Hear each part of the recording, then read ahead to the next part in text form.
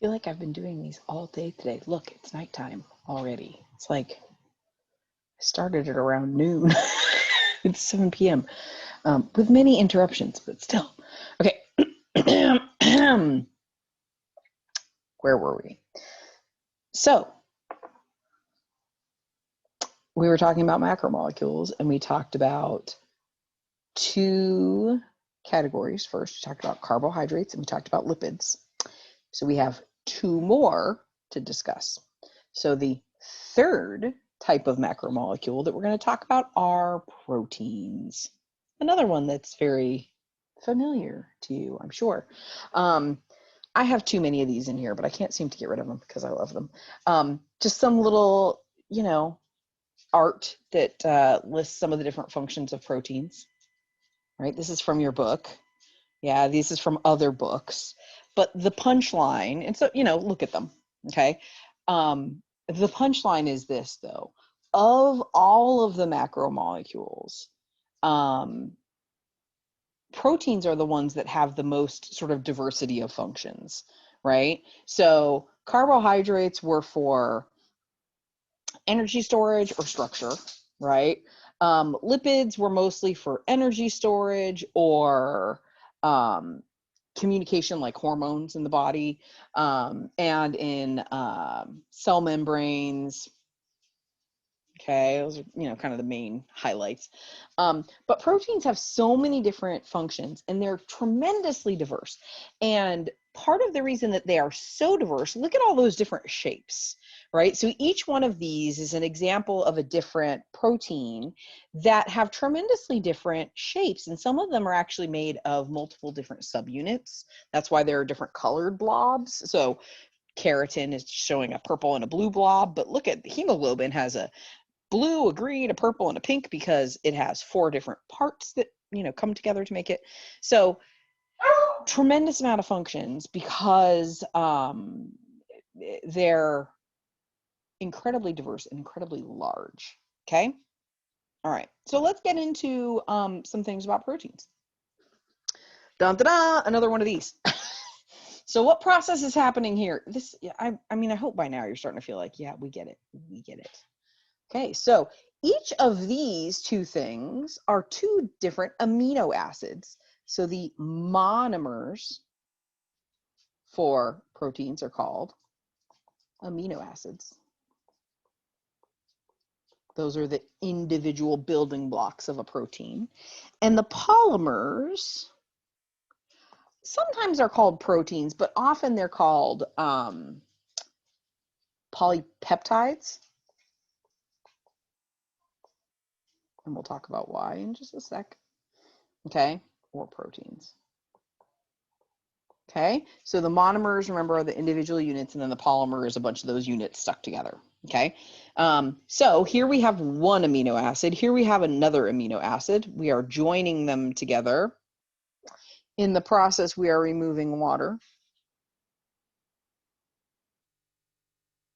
So what's happening? What is this process? I covered it with a little gray rectangle so you couldn't see.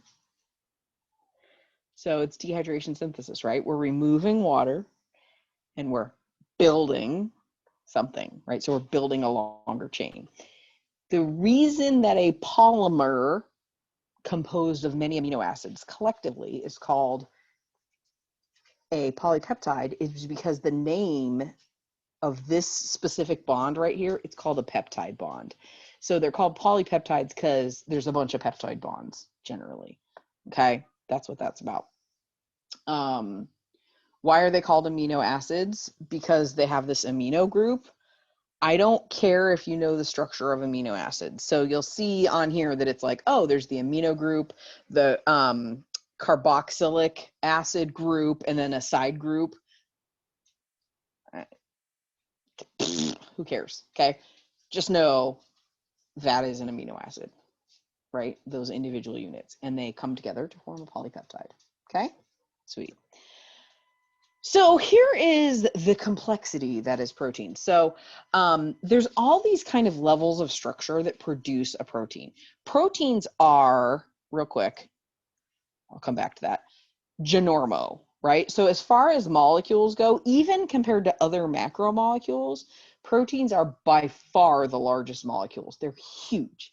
And so the fact that they're super large is what produces the incredible amount of diversity with proteins, right? There can be small ones or big ones, and the shapes are all different, and these little side groups produce all kinds of differences. So they're incredibly diverse, okay? There are 20 different amino acids that are found in living things. We're going to talk more about what those 20 amino acids are and why that is significant later on, because it's going to come up again. Okay, so for now, just maybe put that in the back of your brain that there are 20 different amino acids. Okay, all right. So the way that a protein is structured is you have this chain of amino acids, right? Chain of amino acids, many amino acids connected together, called a polypeptide, right? So each amino acid is connected by a peptide bond. And then what's really interesting is because of the nature of those different amino acids, each polypeptide kind of twists and folds into its own unique shape, right? And that's because of the side groups of the amino acids. So it's the way that the side groups are interacting with each other that produce these unique shapes. Typically, they're all kind of blobby shaped, but they're unique, okay? And then certain proteins are actually made up of multiple blobs. So this particular example that we're looking at here is a protein called hemoglobin. You may have heard of hemoglobin before because hemoglobin is the protein that is responsible for binding to oxygen in your red blood cells. So hemoglobin is really important for us because it's what allows us to move oxygen through our blood, right? It's what binds to the oxygen so that, you know, our cells can get plenty of oxygen. So hemoglobin is a pretty important protein.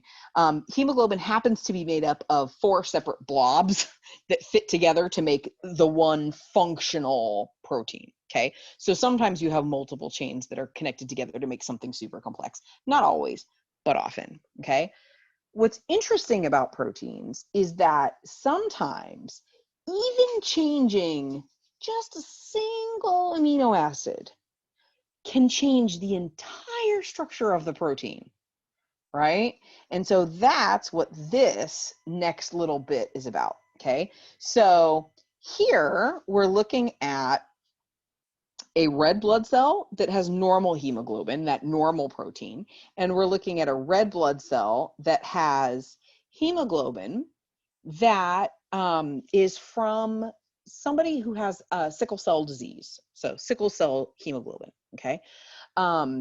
Sickle cell disease is a genetic condition. It's inherited, and we'll talk about the genetics of sickle cell, right? We talked about it from an evolutionary perspective already, right? So if you go back to like the end of microevolution, the end of that chapter, it talked about the relationship between sickle cell disease and how that is impacted by the presence of malaria in certain parts of the world. Okay, so you might want to kind of go back to that a little bit later just to kind of remember that story. So what causes sickle cell disease to begin with? Like, what is the actual like root cause of it?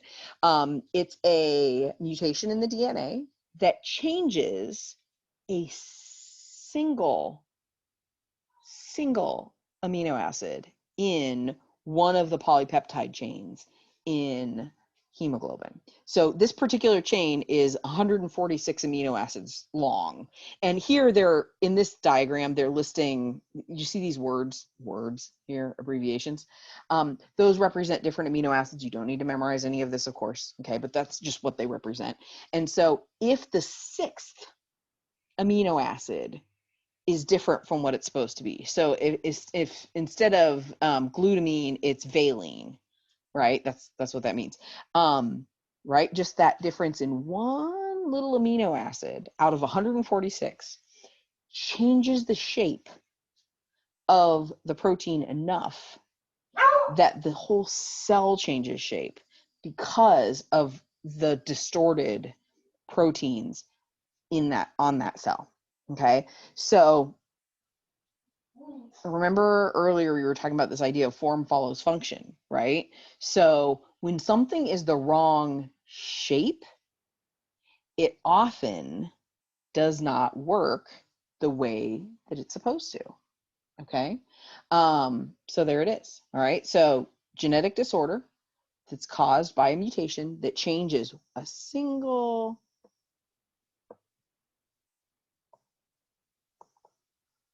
amino acid.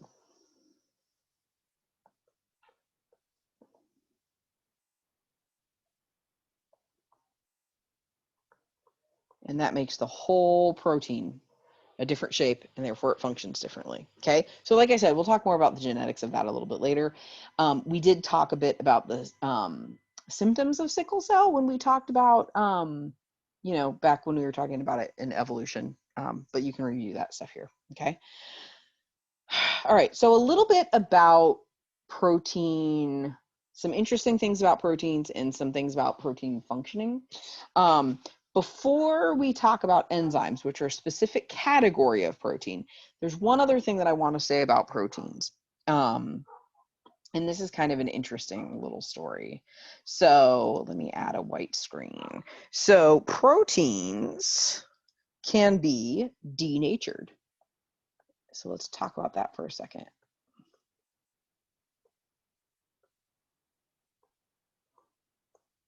So that term denatured means that the shape is changed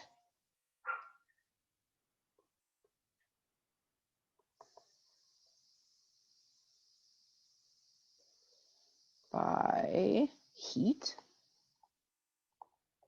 acid, etc., right?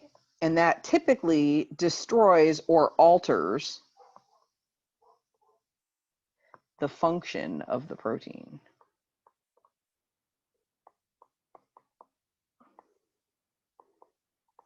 Okay, so to give you an example of denaturation, right, something that you can imagine, egg whites are mostly protein and water, right? So mostly a protein called albumin and then some water in there too. So a raw egg white is kind of like clear snot, right? It's like, you know, kind of liquidy and gooey, okay? If you cook it, what happens? Well, if you cook it, what happens is you have denatured the proteins. And what that has done is it has changed the shape of the protein, right, by adding heat. And now instead of being kind of clear and runny, cooked egg whites are solid and opaque instead of translucent, right? So that's an example of a denatured protein, okay? You cannot undenature something, right? So it is not reversible.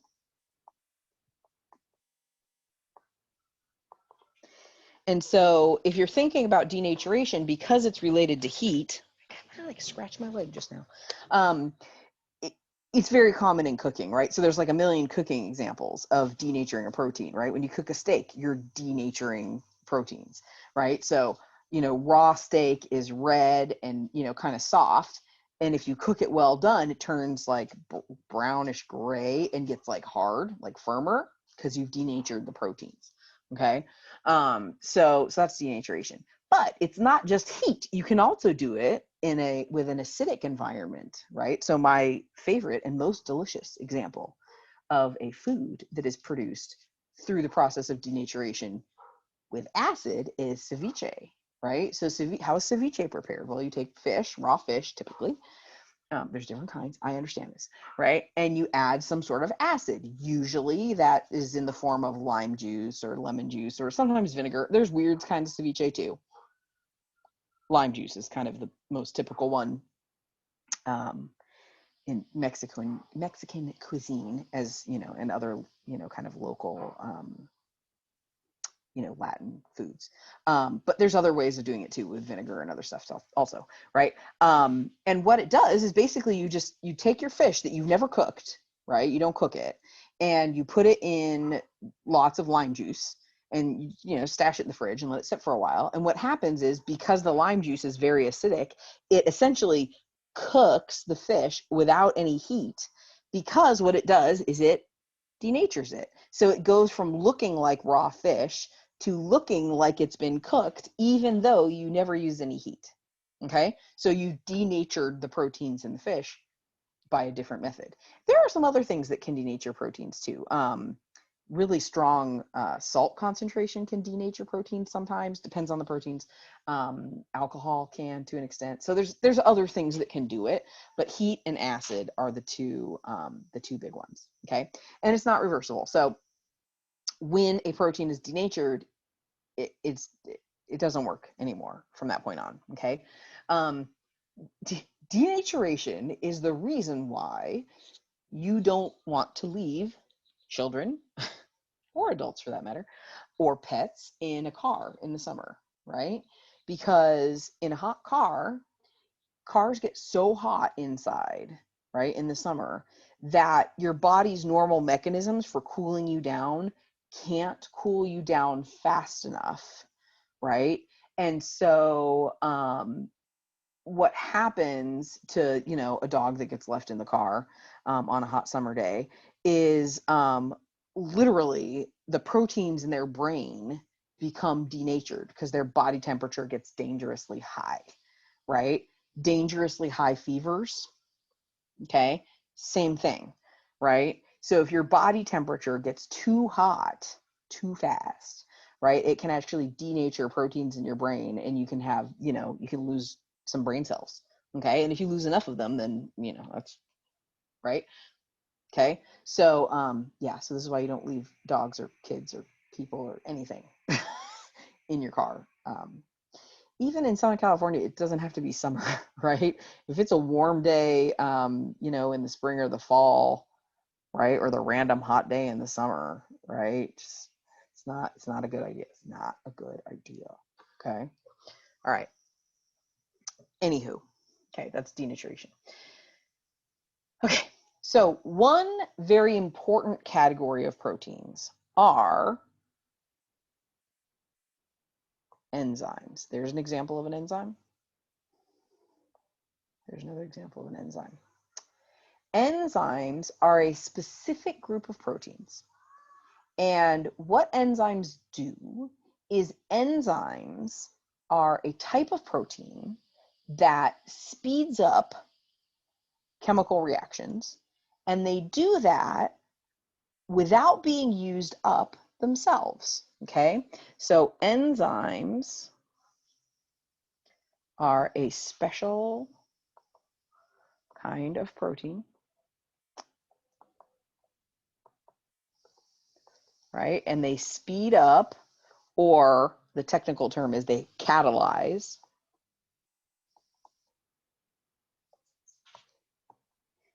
chemical reactions without being used up.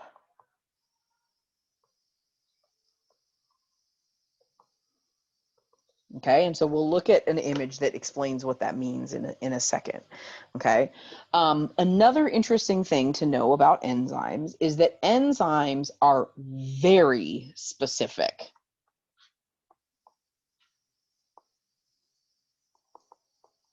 Right, so certain enzymes do certain things, and they are not interchangeable. They're very, very, very specific. Okay, enzyme names often end with the letters ASE. Why? I don't know, just because they do. Okay, so, right, a really good rule of thumb, just kind of like a cheat sheet, okay, is if you come across the name of a chemical and it has the letters ASE at the end, it's probably an enzyme 99% of the time. Okay, so lactase is an example of an enzyme. And the job of lactase is that it breaks down lactose. Okay, so their name tells you something about what they do and has ASE at the end. Okay. Okay. How do they work? How do they speed up chemical reactions? This is the diagram from your book. We'll come back to this in a second. But I like this little visual because I think it is kind of easier to wrap your brain around, okay? So here we have a bunch of little brown beans, okay? And let's say that our chemical reaction, right? These are our reactants, these are our products, okay? So in order for our reactants to become converted into products, they have to have enough energy that they can bounce up and out, okay? Well, without an enzyme, right? They're going to be bouncing around in here, but most of them aren't going to make it over that barrier. That barrier is called the activation energy barrier. So, or energy of activation. People flip-flop it. Energy of activation, activation energy, same thing, okay? What an enzyme does effectively is it reduces that barrier. So here's our enzyme pushing down that wall, which means that it's easier for those little jumping beans to go over there. Okay, so what enzymes do is they lower the activation energy, or they lower the energy of activation to allow a chemical reaction to happen more easily or more quickly, right, than it would otherwise. Okay, so they speed up a reaction, they catalyze a reaction. Is that okay? I think that's okay. Hopefully that's okay. If not, talk to me. Okay, so this is like a more grown-up graph of what that looks like. Okay, so here's our reactants, right, turning into our products, right? So the progress of the reaction, right? And here's what we're starting with. They're calling it substrates. We'll talk about what a substrate is in a second, right? And so it takes a certain amount of energy to like and make it happen, right? And what enzymes do is they lower the amount of energy that's required for the reaction to happen. Okay. Over here, in the side here, here's a picture of lactase, which is an enzyme because it ends with ASE. And specifically, this enzyme lactase works on a chemical, which we call a substrate. So a substrate is what the enzyme is working on, okay?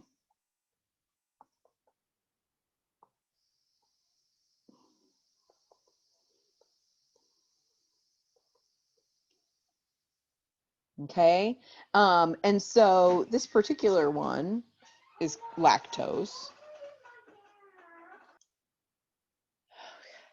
So many interruptions today. I don't even like, okay. So the substrate is what the enzyme is working on. Okay, so this particular one, right? The substrate is lactose, and the enzyme that's working on it is called lactase. Notice how lactase is so much bigger than lactose. Okay, the way that this works. This is all very structural. So remember this whole like form follows function situation, right? So this little diagram here shows you how this works, okay? So here's our enzyme, right? And here's our substrate. So we're still talking about lactase and lactose. And enzymes have a little area called the active site. And the active site is where the substrate sits in the enzyme. So it's where the substrate binds. Okay, active site. All right, so look at this. It fits like a little puzzle piece, right? So the substrate, in this case it's lactose, binds to the active site, right? And it fits tightly. Okay, and then what happens then is essentially the substrate is changed in whatever way it's going to be changed. So in this particular case, in this particular example, dehydration synthesis. Oh wait, it's not dehydration synthesis because we're not building something, we're breaking something apart. So what are we actually doing here? What process is happening? hydrolysis in this particular example, right? So hydrolysis occurs because what that enzyme does is it breaks lactose, which is a disaccharide, into its individual monosaccharides called glucose and galactose. You have not heard of galactose yet. Okay, and then the products leave, but notice that the enzyme, nothing has happened to the enzyme. The enzyme it is unchanged, right? So the enzyme is unchanged, so it is not being used up or modified, right? Once the substrate leaves, it's ready to party again, assuming it's not damaged, right? So it's ready to keep going, right? So once the active site is empty, another molecule of lactose can hop on board, undergo hydrolysis, pop out, and we keep going and going and going, okay? So that's another thing about enzymes, is that they are reusable, assuming they're not damaged. How could an enzyme be damaged? Oh, I've erased it already. Sorry. All that business about denaturation. If you denature your enzymes, you can't reuse them because they don't work anymore. Yeah. Okay. So enzymes are reusable. So they are very specific because they have a specific active site that fits a specific substrate, right?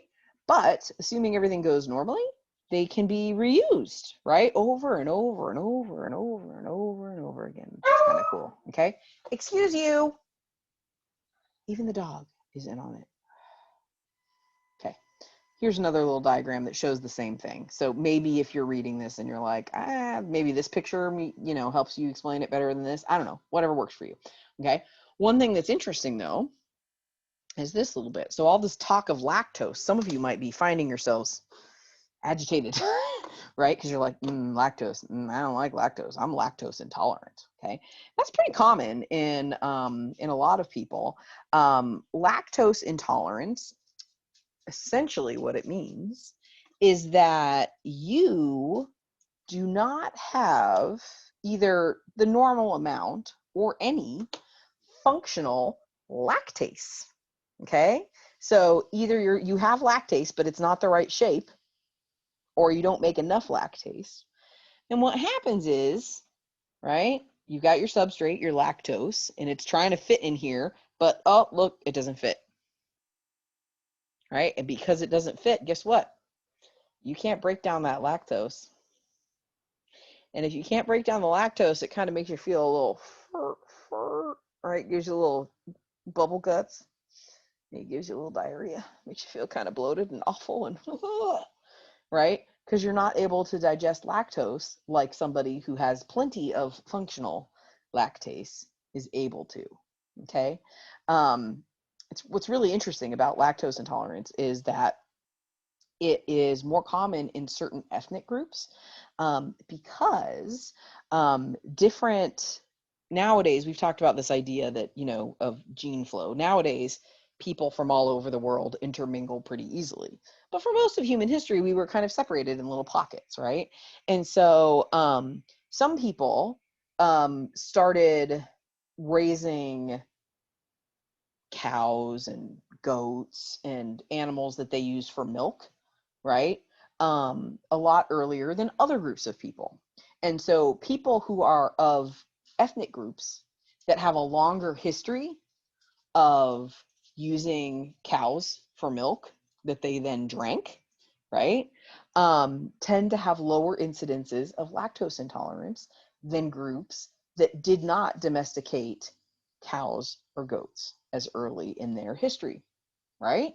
So in general, people who are have a majority of European background, like myself, have lower incidences of lactose intolerance because my people, right, my ancestors have been using cows forever, for a really, really long time, right? Whereas many people who are from North American and even South American native populations, so Native Americans and even Native Mexican folks, right? Asian, people of Asian descent, right? Have much higher incidences of lactose intolerance because their ancestors didn't domesticate cows, right? So many people from those groups have lactose intolerance, right? Humans, evolution works on humans too, believe it or not, right? It's kind of crazy. It's kind of crazy. Anyway, okay. All right. One interesting thing to think about with enzymes is that enzymes don't function all the time, right? So you wouldn't want to have an enzyme that speeds up a chemical reaction that just goes willy-nilly all the time, because then your cells would have no way of controlling whether or not a particular chemical reaction was happening or not. Okay, so there's all different kinds of ways. Linus, stop it. There's all different ways that chemical reactions, right, the enzymes, can be slowed down, inhibited. Okay, one way is if a cell makes something called a competitive inhibitor. What that does is it is a molecule that is a similar shape to the substrate, and what it does is it blocks the active site so that the substrate can't get in. So it's kind of like a fake, right? It like, oh, I'm gonna sit right here so that you can't get in, and that stops the reaction from happening. Okay. Another type is called non-competitive inhibition. This one's kind of tricky. So what happens in non-competitive inhibition is you have some other little molecule that binds to a different part of the enzyme, and we call it a non-competitive inhibitor because it doesn't bind to the active site. It binds to some other location. But what it does is it changes the shape of the active site so that now that substrate can't fit in anymore because the shape is different, right? And then they can pop out, and then the enzyme's usable again, right? So pop out, enzyme's usable again. So this is the way, this is a couple of different ways that cells can turn enzymes on and off, right? It's like, I want this enzyme to be working now. No, I don't. I'm gonna turn it off, right? Okay, anyway, that's what that's about. So that's proteins. Okay, that's everything about proteins. So that was kind of a lot, right? Because we talked about proteins. We talked about the parts of proteins, so the monomers of proteins, the polymers of proteins. We talked about denaturation of proteins. We talked about a specific type of protein called enzymes, and all kinds of things about how they work. So there's a good amount of stuff about proteins. Okay. On to the fourth category of macromolecules, the nucleic acids. This one I'm actually hardly going to say anything about because I feel like there's no point right now, because we're actually going to talk about nucleic acids way more later, okay? Because one of the things we're going to talk about once we talk about cells, and we know what cells are, one of the things that we're going to talk about is, you've already learned, I'm sure at some point here, that DNA is the instructions for the cell, right? So DNA is what, codes for how to make everything in a cell. I'm kind of being dramatic, but whatever. We're going to talk about how that happens, okay? So rather than spend a lot of time talking about DNA now, we can just talk about it when we talk about it. Okay, so there are actually two different nucleic acids. One of them is DNA. The other one is RNA. And we've actually talked about RNA. We talked about it when we talked about the origin of life, okay? RNA, in many ways, is very similar to DNA. It is another nucleic acid, an information molecule.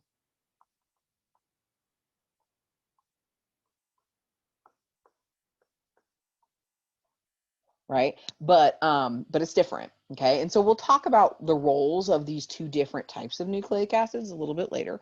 For now, really so this is what we're going to talk about later, is this process called protein synthesis. So this is what we're going to talk about later. For now, I do want you to know the names of the monomers and the polymers.